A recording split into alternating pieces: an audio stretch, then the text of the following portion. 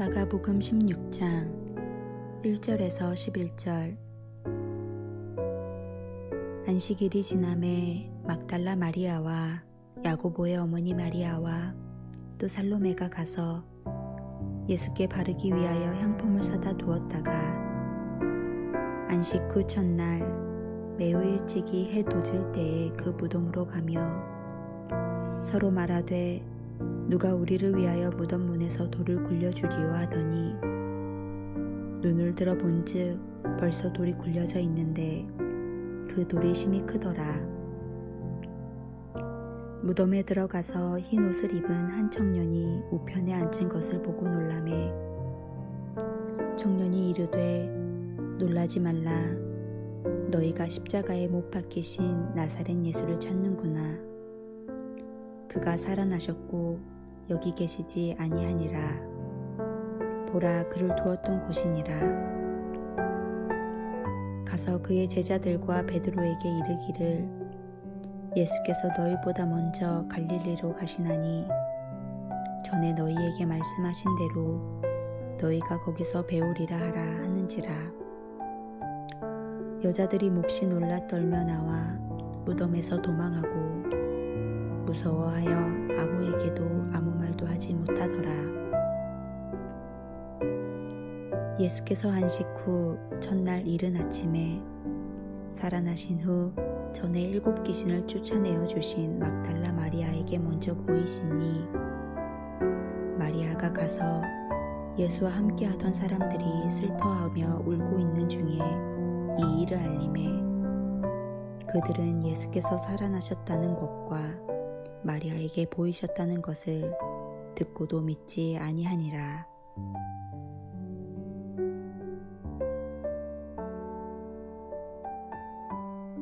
오늘 본문은 부활의 주일 주님을 찾아간 여인들의 이야기가 기록되어 있습니다. 그런데 그들 중 어느 누구도 행복하거나 기뻐 보이지 않았습니다. 예수님께서 부활하셨지만 아직 부활하신 주님을 만나지 못한 까닭입니다. 예수님이 십자가에 못 박히시고 고통의 3일이 지났습니다. 예수님을 사랑하던 여인들은 새벽이 밝아오기를 기다려 예수님의 무덤가에 갔습니다. 이제 희망은 사라져 버렸습니다.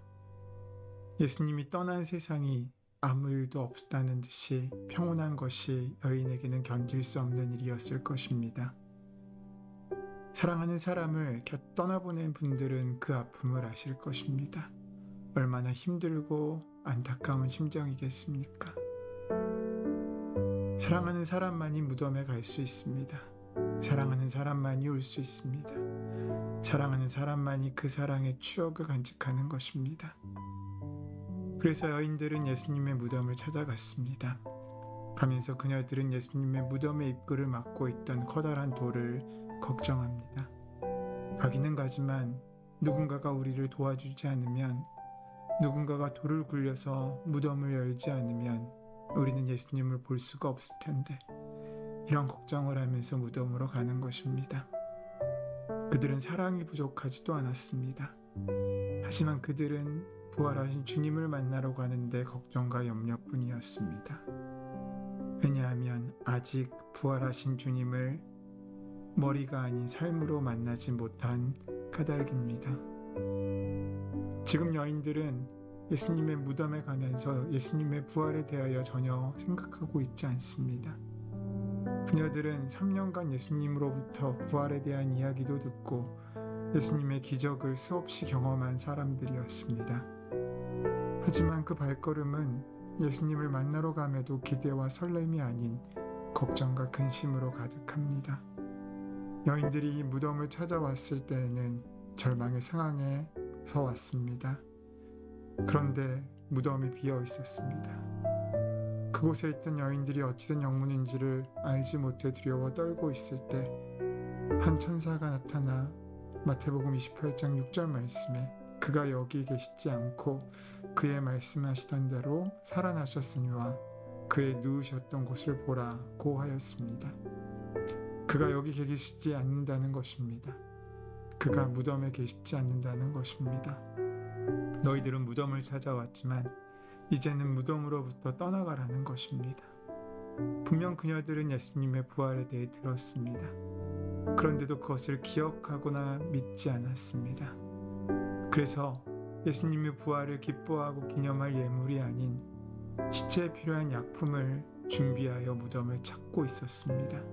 즉 무덤을 찾아갈 때 부활하신 주님이 입으실 예복이 아니라 유향과 황금과 몰약이 아닌 방부제를 갖고 간 것입니다.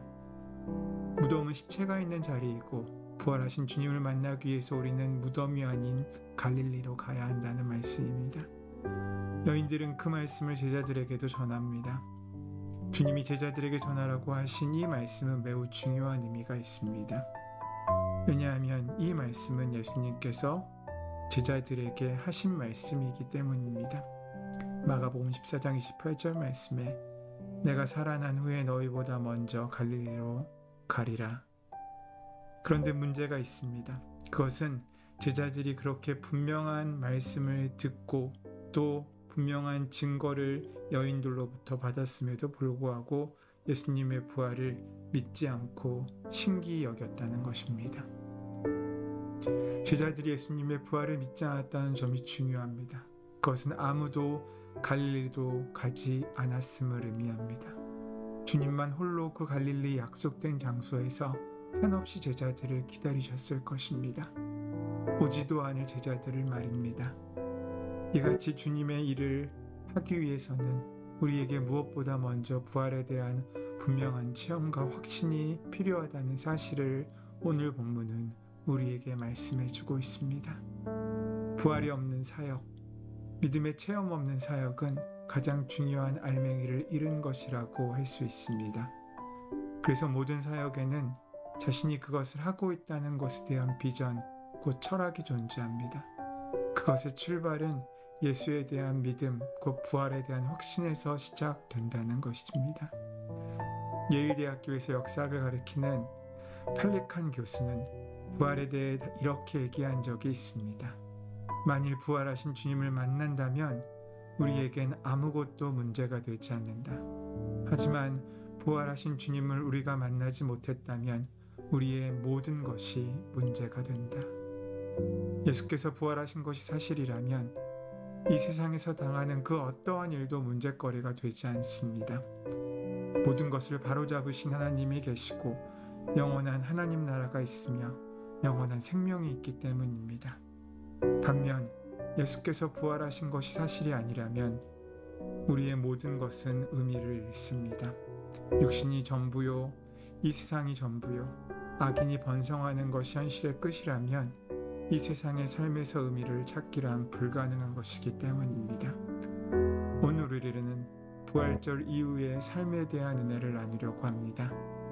부활절은 그 날의 의미가 중요한 것이 아니라 그날 이후에 살아갈 우리의 삶이 결정합니다. 마치 결혼 생활은 결혼식이 아닌 결혼식 이후의 삶이 결정하듯 말입니다. 오늘 우리는 어디를 향하여 가고 있습니까? 주님께서 우리를 기다리시겠다고 하신 그 갈릴리를 향해 가고 있습니까? 만약 가지 못하고 있다면 그 까닭은 무엇입니까? 부활은 우리에게 한 번의 사건이 아닌 오늘도 우리에게 일어나고 있는 삶의 순간과 연속이어야 합니다. 그 은혜를 온전히 누리고 살아가는 우리 한 사람 한 사람 되기 위하여 우리는 말씀 가운데, 주님의 은혜 가운데, 또 결심 가운데, 믿음의 순종 가운데 서야 할 줄로 믿습니다. 그 은혜로 오늘 하루 부활하신 주님의 은혜를 만나 갈릴리를 찾아가는 은혜가 함께 하시게 되시기를 소원하고 축원합니다. 은혜의 주님, 우리에게 부활절 이후의 삶이 더해지기 원합니다. 부활의 은혜를 만났다면 그저 놀라워하고 기이하게 생각하는 것을 넘어서 우리가 그 부활의 은혜로 살기 위하여 우리를 기다리시는 갈릴리로 나가는 믿음의 한 사람 한 사람들의 발걸음이 더해져 구원의 길이 이 땅 위에 생겨날 수 있도록 오늘 우리의 하루가 그 구원의 길을 넓혀가는 귀한 발걸음으로 더해질 수 있도록 채우시고 인도하여 주시옵소서. 오늘 우리에게 은혜로 함께 하실 줄 믿사오며 감사하며 예수님의 이름으로 기도드립니다.